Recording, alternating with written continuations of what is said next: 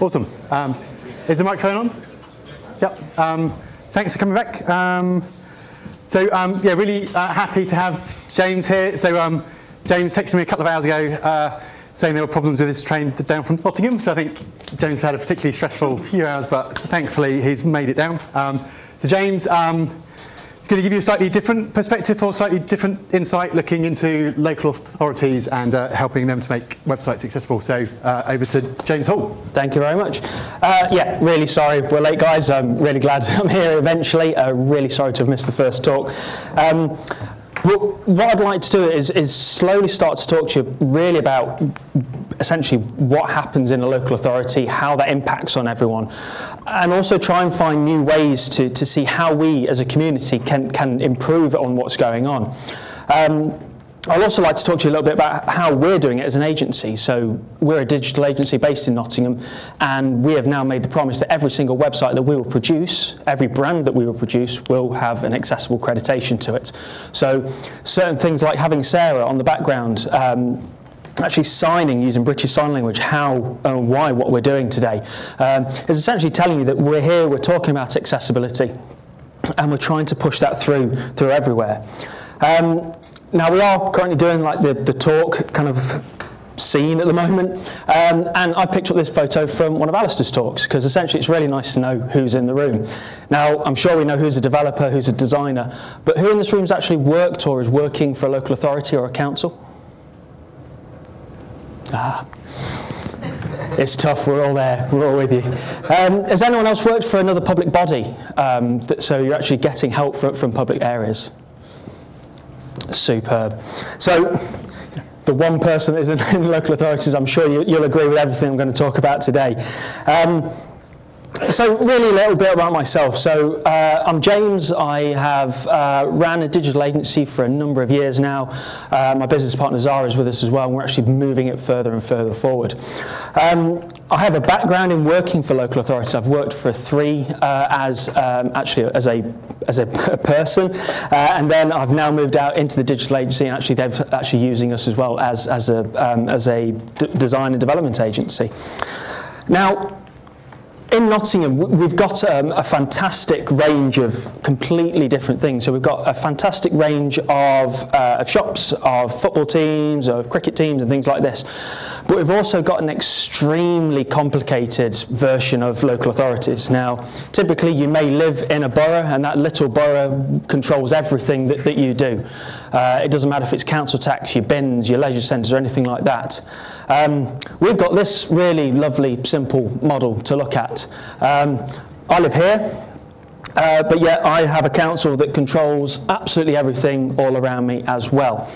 So to give you an idea, some of these areas, some of these green blocks are borough councils. So they are the smaller councils that deal with your council tax, your bins, and some leisure facilities. You've then got the county of Nottinghamshire. Now they look after things like libraries, and they look after your schools and your healthcare and things like this. So when you're a person, let's say in Beeston, there's a lot of things and a lot of people that you may need to talk to actually get your information. Now, in all honesty, that on its own is confusing enough. Think of that from an extra person that may have a few difficulties or a few areas that they may not be able to communicate quite easily enough with some of these areas. How do you think that they find it? It's extremely tough for anyone, especially when you get these little people in the middle, the City of Nottingham, that decide, oh, well, doesn't matter about everyone else, we can do everything. So they do absolutely everything within the city. So they're the metropolitans, typically what you'd get within London. So when kind of councils kind of look at trying to do anything, they essentially think, right, we can do it, we can do anything, we don't need any extra help. We'll essentially make a website, and pretty much this is what they make. They just make a blank screen because not many people can understand what actually has to go into it behind the scenes. And this is why, as a community, we know that a website is for everyone. We're not hiding content, we're not hiding information. We're making sure that everything that we do will be accessible and usable by absolutely everybody. So to give you an idea of how accessible councils are, Councils are monitored all the time, but every year they will be audited by SOCATM, the Society of IT Managers. Love it or hate it, it's a nice way to get a benchmark in how your council is doing. Now, they will look at a website, they will look at it from an accessibility point of view, but also a user point of view. Make sure that people can register how they can get a missed bin, or register to get into their leisure centres, or to find a book. Recently, they've ran their latest one, the 17-18 report, and they've found that 40% of councils are not accessible. They are not hitting single A standard at all. And what makes it even worse is out of that 40%, I know, because I've spoken to them, that they don't really care.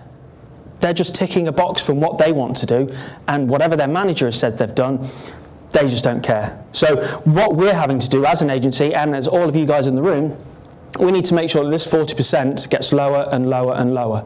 We need to make sure that we have that as 0%.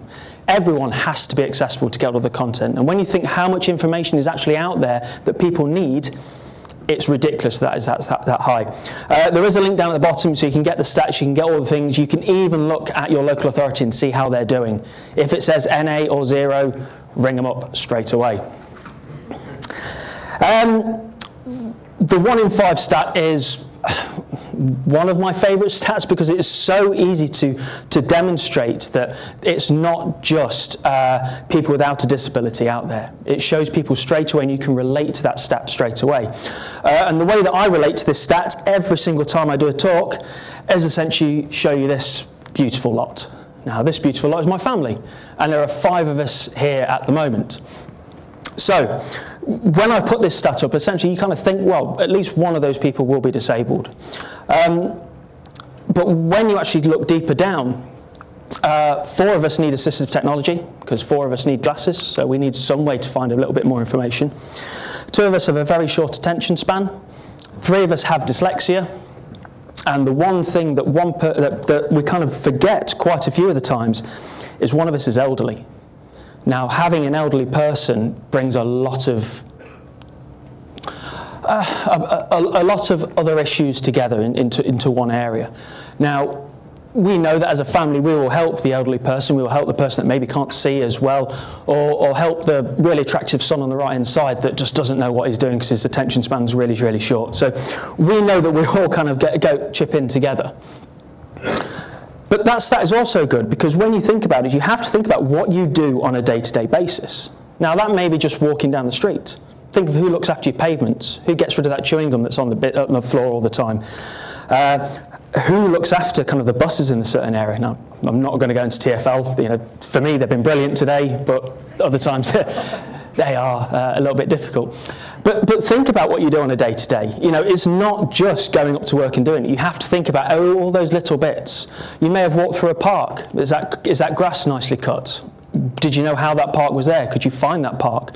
There's lots of things that you really need to think about on a day-to-day basis. So if we go back to kind of the example of the family, you've got 2 business owners there, so we're having to deal with business rates all the time. You've got 2 teachers. So again, they're looking at it from a Nottinghamshire point of view. They're having to get information through that as well. You have someone that worked in a library, completely different situation, but again, you have to think about it from day to day. All of us use public transport, all of us go to the council and pay our council tax, find out when we've missed a bin, typically because we got up too late, but it's the same thing, you have to try and find out that information. It affects everyone. As much as you think that my sister will not ever use the council website, she uses the gym. How do you find out the information about your local gym? It's all online. So, far too many years ago, this was my second ever place of work. My first place of work was Beeston Sainsbury's, so I'm really happy to actually be in head office, it's quite nice. So my second place of work was this place, and this is Broxtowe Borough Council. So when I showed you a little map where I said where I lived, I was actually working where I lived. I was part of a team of about 3 or 4 people, and that included 2 developers and content. We're all based in communications as well. What I really liked about this was we're talking about maybe 10, 12 years ago that I was working in this lovely building. But what was so nice about this was we were going through a redevelopment of the website when I first joined. And being part of this redevelopment, one of the key aspects was it has to be accessible. And for that being 10, 12 years ago, that was unheard of. It was something that you'd never really understood at the time. And being very fresh into the world of kind of public web, I was wondering why, what's going on. So at the time we went through a process, and I thought it would just be maybe a quick audit, we'll go through that, it'll be an automated process. But it really wasn't. We partnered with, at the time, a charity called Sure Trust, and they actually audited our website using real people. People that use council websites on a day-to-day basis. We're not just using a persona and thinking if a persona does that, then what happens? We're actually using people that are the persona, people that are using this content. So what was really nice was to get an understanding. And also by using this, I was allowed to understand a lot more about what people are doing. You know, how do people use the web? How do people find out their information? What frustrations do people find? And believe you me, people love to moan. So we're going to hear a lot of problems, a lot of issues, but then there was still a lot of reasons why people can't communicate with us. We went from a team of 3 or 4 people to then me finding a new job at another local authority. So when you had the little map here, I moved across town onto this one, to Gedling Borough Council. Gedling Borough Council never had a web team until I joined, and that was 7 years ago. Never had one person looking after the web, never had anyone doing anything. They had an IT developer that did a little bit of everything. Accessibility wasn't on their mind, to say the least. We had to completely redevelop the site.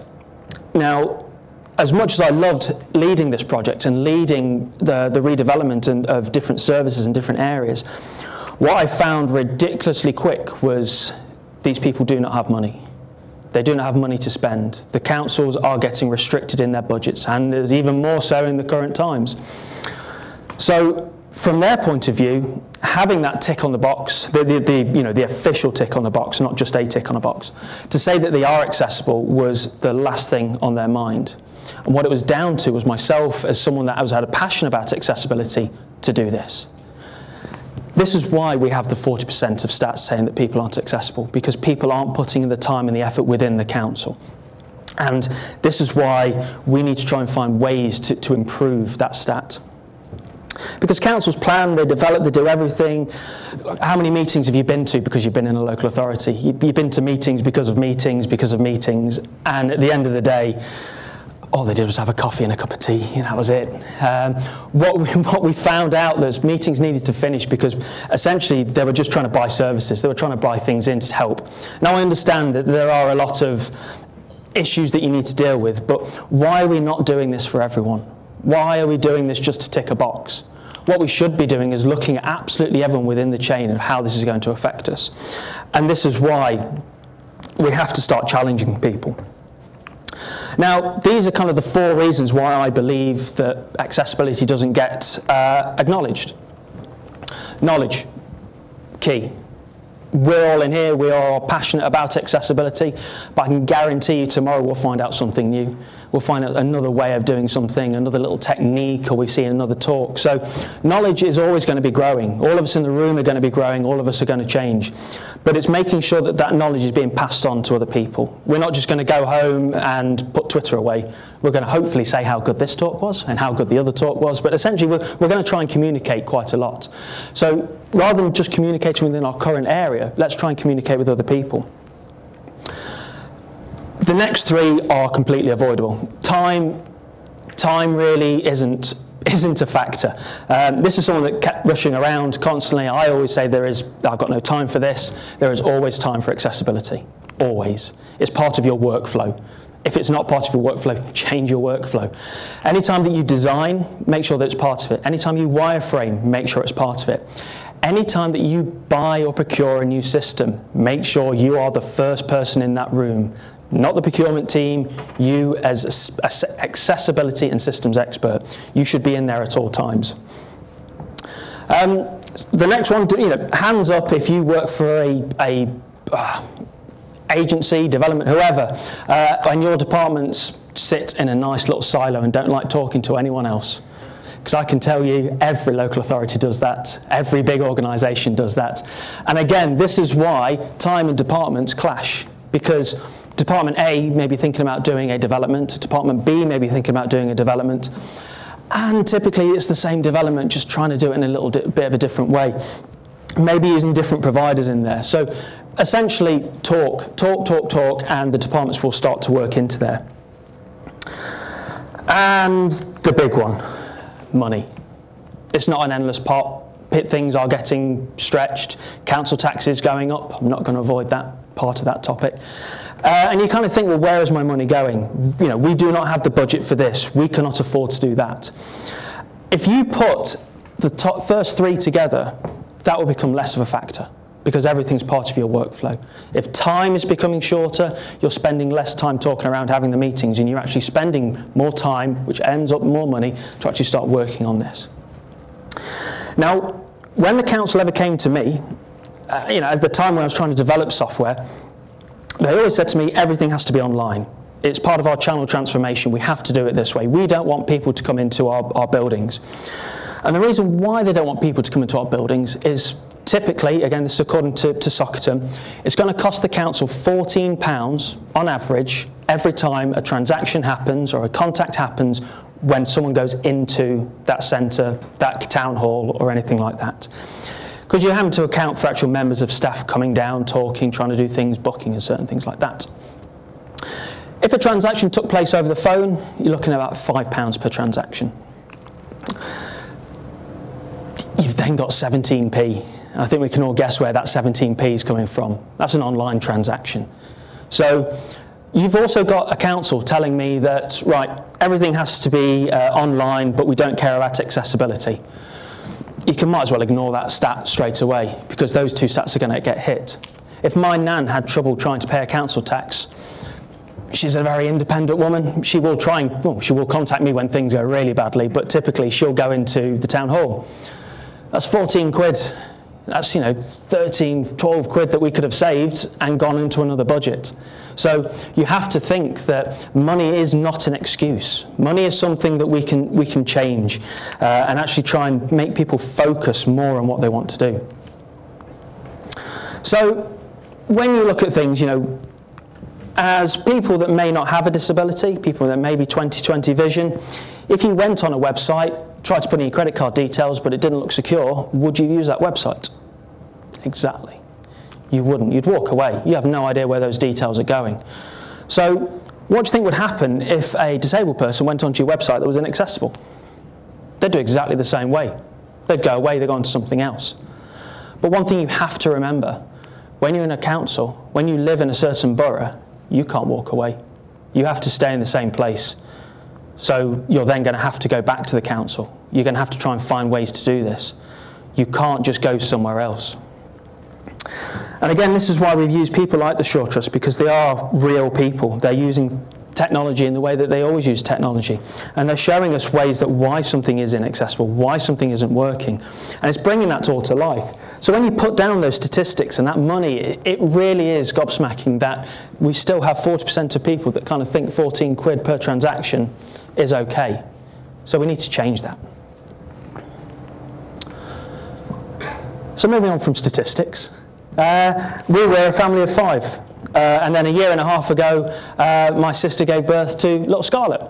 And little Scarlett has changed our mind on absolutely everything.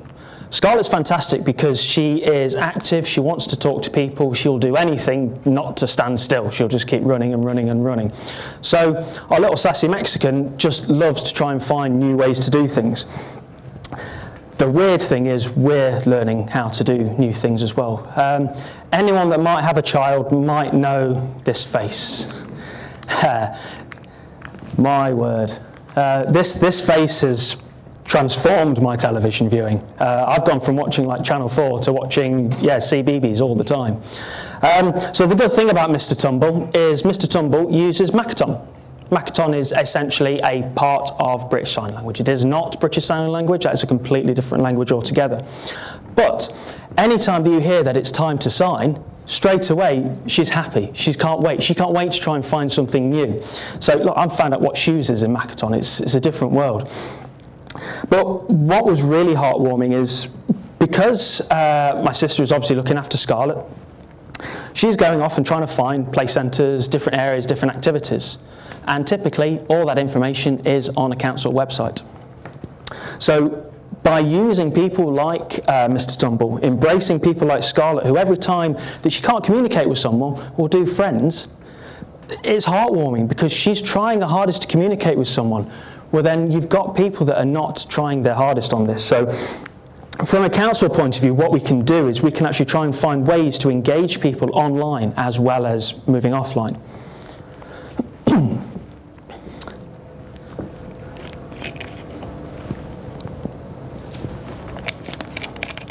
So the video that I'm showing at the moment is, I'll say, a challenge for councils, but it's a fantastic challenge. This video is the Rio Olympics, the Paralympic Rio Olympics, and what they did was Channel 4 embraced what they did. They had so much good that was helping Paralympians. But what they did was they didn't just embrace Paralympians, they embraced everyone. They said yes you can to absolutely anything. And by doing that, this allowed more people to feel more confident and more active in what they're doing. They don't just have to sit at home. You know, disabled people work for a living. Disabled people have money to spend, yet people are forgetting this fact. So, by having a campaign like this, you're having more people wanting to go out and actually more people wanting to do more with their lives. And by having this, I mean, I would recommend listening to it all. The gentleman that is signing everything, they've got a comedian on the last leg that actually does an audio description of it as well. It's fantastic. But what it's done is it's made more people want to try and find the information that they want. Now, typically, when you go onto a website, it's not just going to be content. It's going to be using other things. It's going to be using other things that typically don't care about accessibility at all. When I go onto a leisure centre, typically what I will see is, right, I found a leisure centre, brilliant, I can click on that, I can tap on that, or I can reach that. But then when it finds all the information that I want, it's just going to say, book here, book here, book here, book here, book here, book here. That's because they've not thought about things. That's just making meaningful links when they could have not, they could have made things a lot easier. So I will promise I will not rant about third-party systems. I will just use Emoji James to kind of think about my frustrations with that. The problem that we have with third-party systems is, yes, they are trying. We're finding new systems that are doing that. If you have an extremely accessible website, you've tried your hardest to get this website accessible, but then you've reached to a stage where you need to make a payment. I can't make a payment because the form's not accessible. Trying to find a booking, trying to use a mapping system. If anyone's ever used a local authority mapping system successfully, I tip my hat off to you because they are terrible.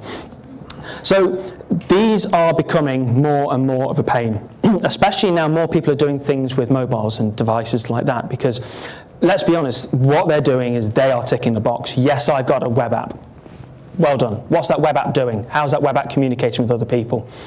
So all that hard work that you've just put in is essentially just going down the drain. It is just being stopped right there.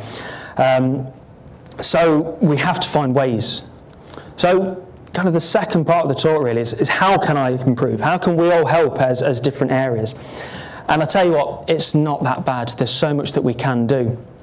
You're at one right now. We can go to talks and conferences, we can talk to other people, we can use Twitter, find out what's happening. Because the more that we find, the more that we educate ourselves, the more that we can educate other people as well.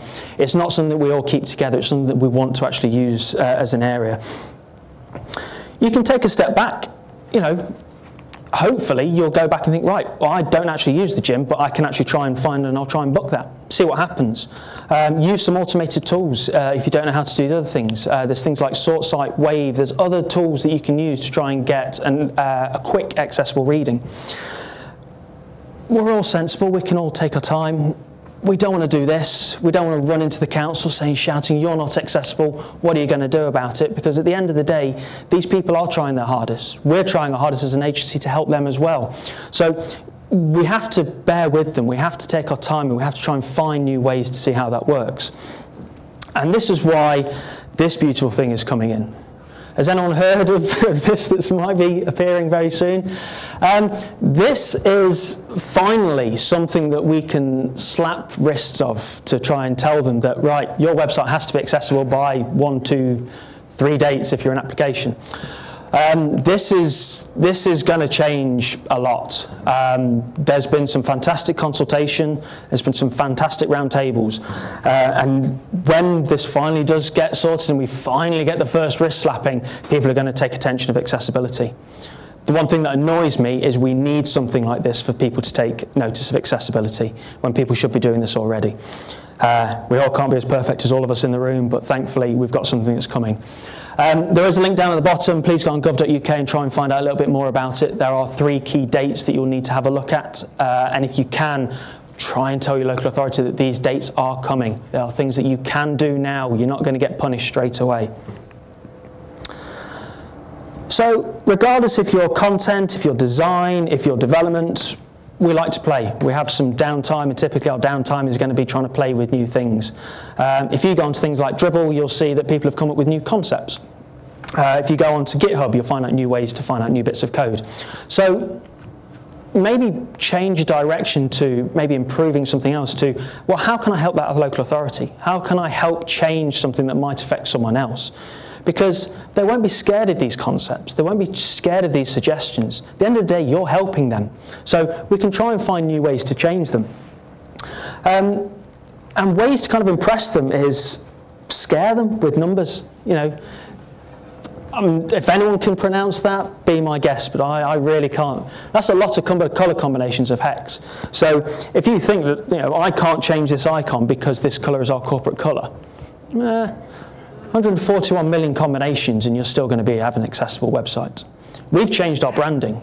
I love orange, I love black, and we've changed it, a couple of pixel colours, and we're now fully accessible for the right colour contrast. You know, these things can change. It's not something we can sit down, we can change them straight away. Please give them that stat, because that is a brilliant combination. And these people will sit down and listen with you. They'll go and have some talks with you. You know, there will be times where, yep, they're busy, but maybe can we meet up and have a bit of a chat? I've got an idea about this. We've got Richard, who works at Broxtowe Borough Council. Brilliant. The knowledge on him is fantastic. He knows every system, it's brilliant. Doesn't know accessibility too well. He's currently going through the Short Trust accreditation. He is now an accessible buff, which is fantastic. So there's going to be lots more things that we can help with. A couple of months ago, we came to a talk here, and Sarah kind of spoke to us about content and making sure that content is a bit more accessible. Now, as a dyslexic, I am struggling to read that, mainly because it's full of amazing cheeses. But typically, one of the key factors for me is that this starts at different angles. There's far too much content in there as well. There's just too much for me to kind of understand. So councils have that planning policy. Go to planning policy and you'll see some fantastic pages just full of waffle. Show them this. You know, I've changed your page. I'm still giving you the same content. You know, gov.uk's done this. They had some awful pages, and now they're so easy to understand because the time and the effort's gone in. Show a council a page. I've just changed this for you. There's no extra information that we've taken away, we've put in there. We've just made it easier to understand. And this is why just us going in there and just offering a helping hand can help. We can't have to just sit by. Something that started with us this year was GovJams. GovJams is essentially a service design workshop that Zara started out for us at HeX. So the idea of a GovJam is it's based in government. What will happen is you will get a theme on the day of the event, and you will have to then use that theme and design some service. I think that's the best way to put it. But essentially, to find a way that we can improve our local authority or our government in general. So we put together an agenda. Our theme was a whirling, clunking noise. Absolutely nothing to do with anything that you'd think about. But then what happened is we kind of took the ideas together. We brought in, the fantastic diamonds to try and find out new ways to do that. And also brought everyone's ideas together. So post-it notes are as everyone's friend. We can do as much as we like with them. So what we've actually produced is all of these were all ideas that we were working on. And then we changed that. We then came up with an app that will allow people to find out when their bin's been missed and find out how you can report that bin being missed. The thing is, all that technology is available at the council right now. They're just not using it. They never thought about using it. They just thought people would go on the website, fill out the form, and that's it. Someone will then go onto their emails and find it. They've not thought about this. So by having annual GovJams, I would highly recommend going along to them, trying to find this, and actually, you know, I'm not a service designer. I found out a hell of a lot going to this event, and I would highly recommend doing it. Nottingham, Edinburgh, no, Leeds and Dundee. So there's three of them about, but obviously as we're closer, you might as well come to Nottingham and you'll have a great time. And then moving on a little bit more, open data. Open data I thought was a fad, in all honesty, when I first started to look at this at Broxtowe. And the more I've seen it, the better it is. That's my admission for today. Open data is data that has to be provided by the local authority, and if you've got a good local authority or a good government, they're producing more and more content and data for you. It can be in multiple different feeds, it can be in multiple different formats. Essentially any format and we can play with, let's play with it. As soon as you've got that, you've now got like a wide selection of data, data sets, information that you can play with. So make an app. Make something that you think will be useful. Without sounding horrible, commercialize it. You've got some data in there. If you have an app that might be easier, fantastic. Have a bit of an advert on there, that will help you. But at the end of the day, the more that you're making for other people to actually get that information, the better.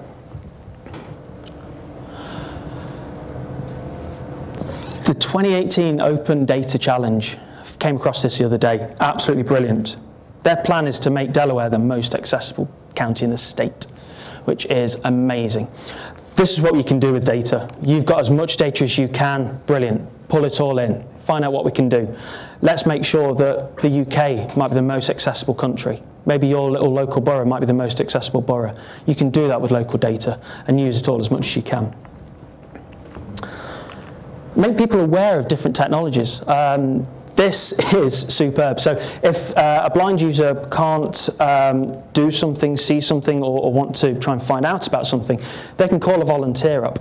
And that volunteer will then be a sighted person that can tell them what is on the screen or what is here, there, and the other. We can do things like this for our local authorities. We can tell our local authorities to publicise this.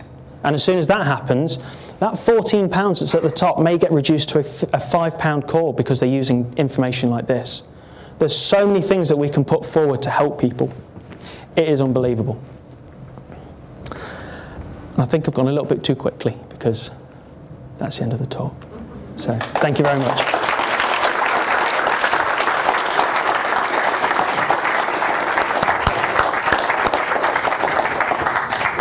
Do we have any questions?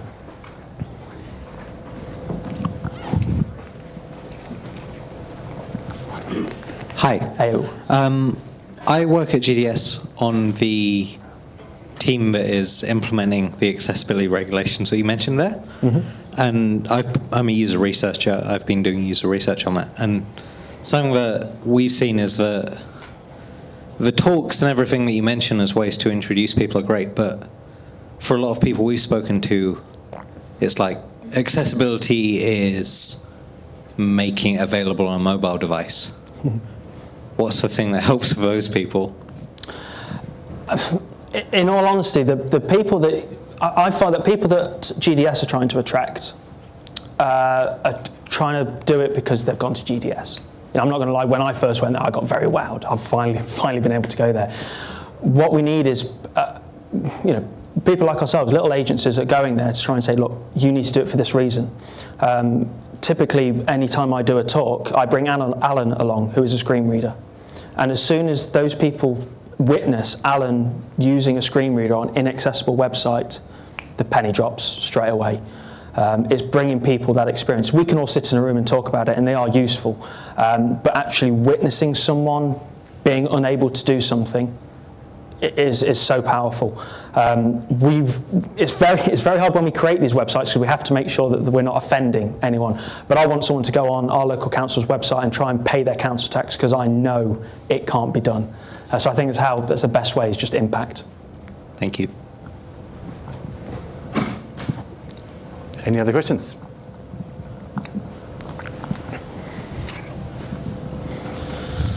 Hello. Hello. I know you. So apologies for this question.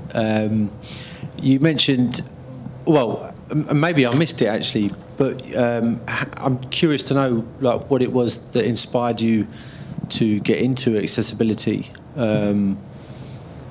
So kind of, I was inspired early. So I was inspired when I first went to see people using a website that I built that they couldn't use.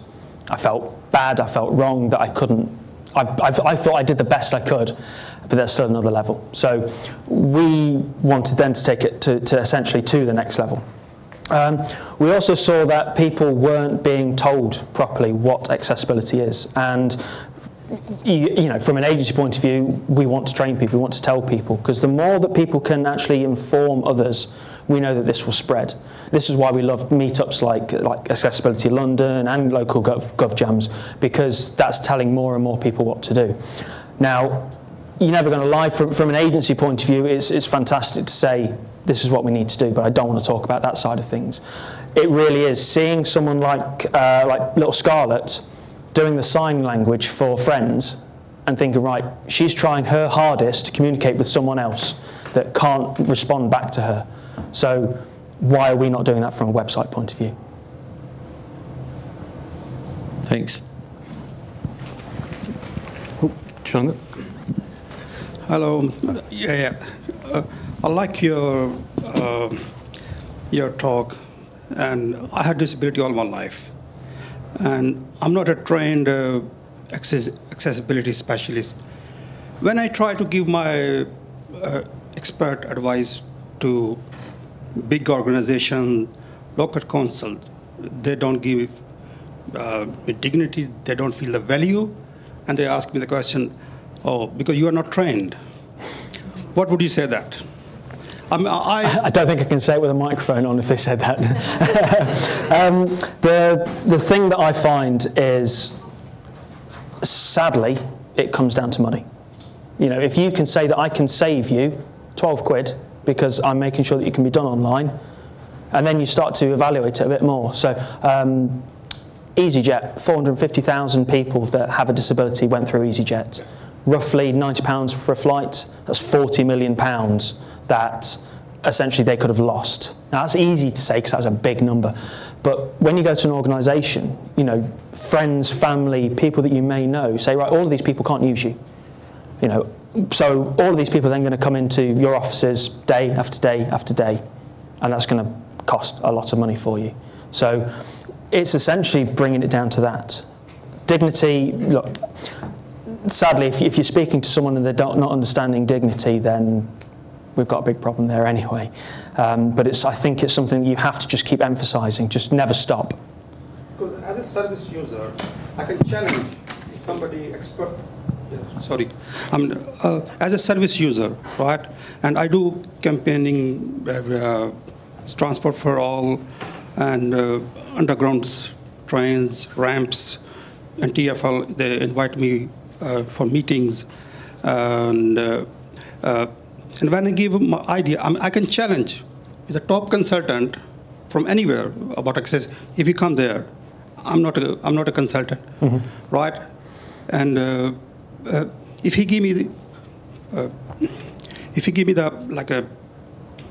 some suggestions or ideas without experiment, just have a look and I can prove it. This is wrong. But because I'm not trained, I'm not qualified. Because of that, they don't accept it. But I have disability. I was 2-year-old when I got disability. And I tried so many times to give my golden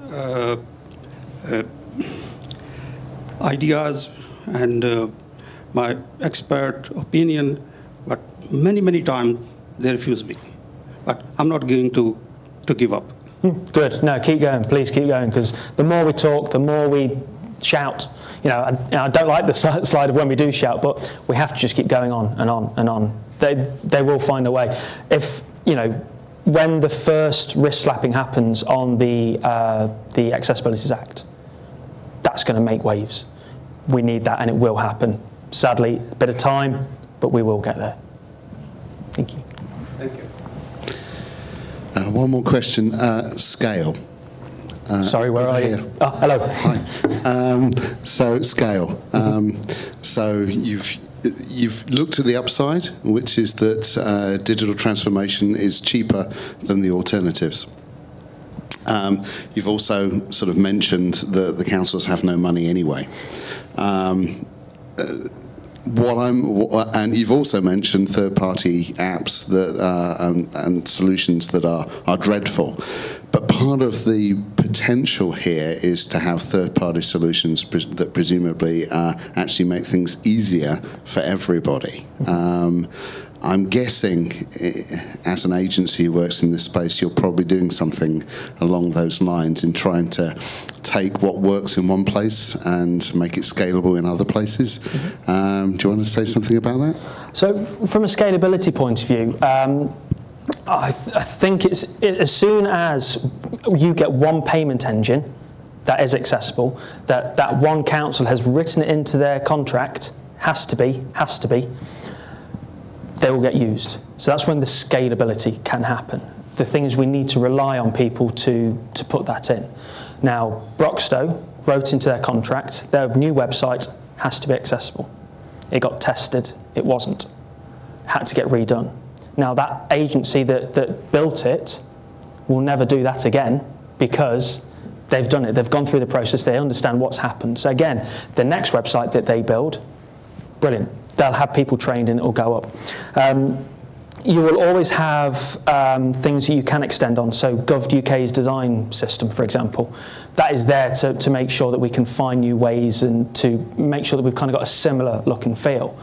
I don't want to have every council look the same as these design solutions, but it gives people a good spot. So again, another way to kind of scale it up on there.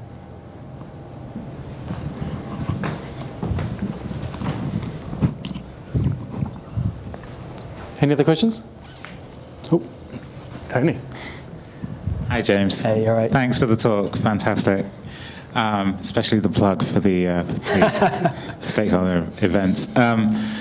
Where do you see the biggest problem is with local government? Is it procurement? Is it their services and systems, third-party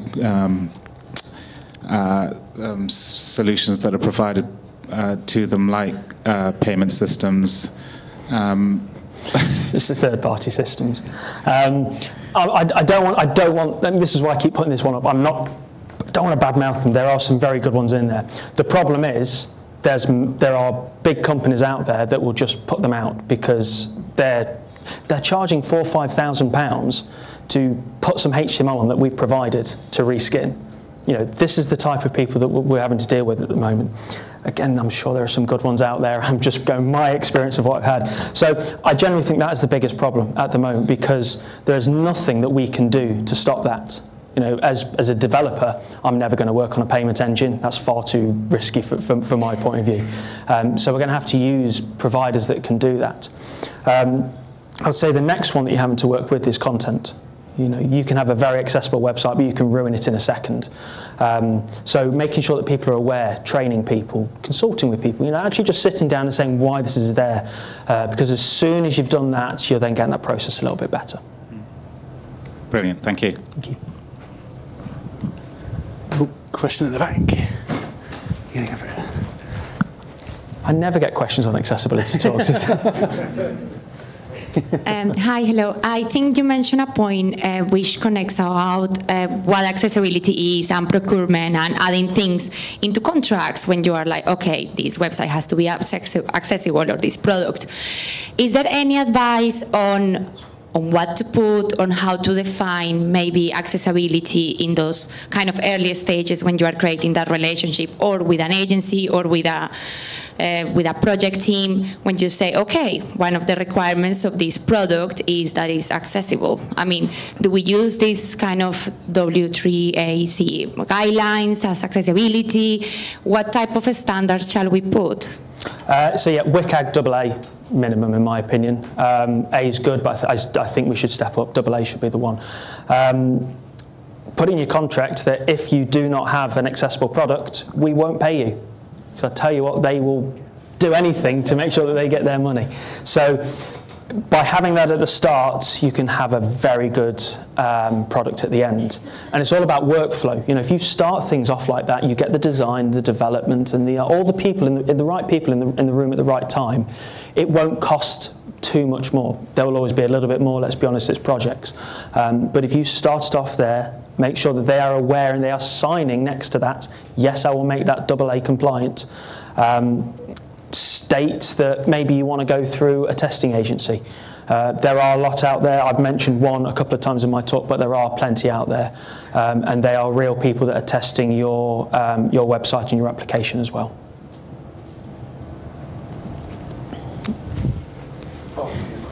I thought you might. Hello, James. Hello.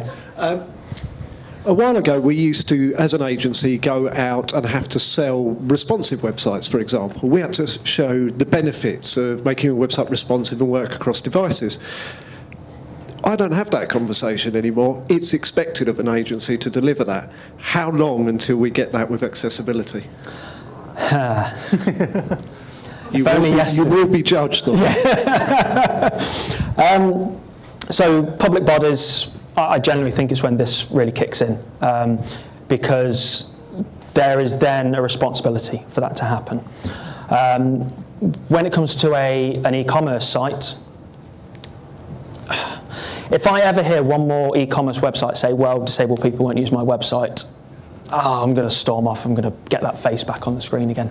But if you say how much you will lose in revenue, and I'm really sorry, I've mentioned revenue and cost quite a few times in this, it's the only thing that some people understand.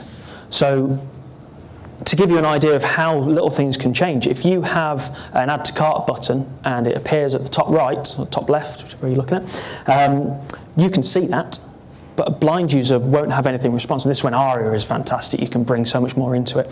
But what you can do is you can start to have little videos. So when you're going through your proposal phase, put a video in. This is what a user using a screen reader, a user that uses Dragon, or someone that tabs through something. This is how long it takes to get to your current area. How long do you want them to take? You know, just show them that. And it is the impact. As soon as you get the impact, then people will start to understand it a bit more. From an agency point of view, why do you need the talk? Just do it. Be part of it. Make sure your colours are contrasting. Make sure you're tabbing correctly. Make sure you're testing it with screen readers. And then at the end of the project, when you've kind of done your whole workflow, you can say, oh, by the way, it's AA.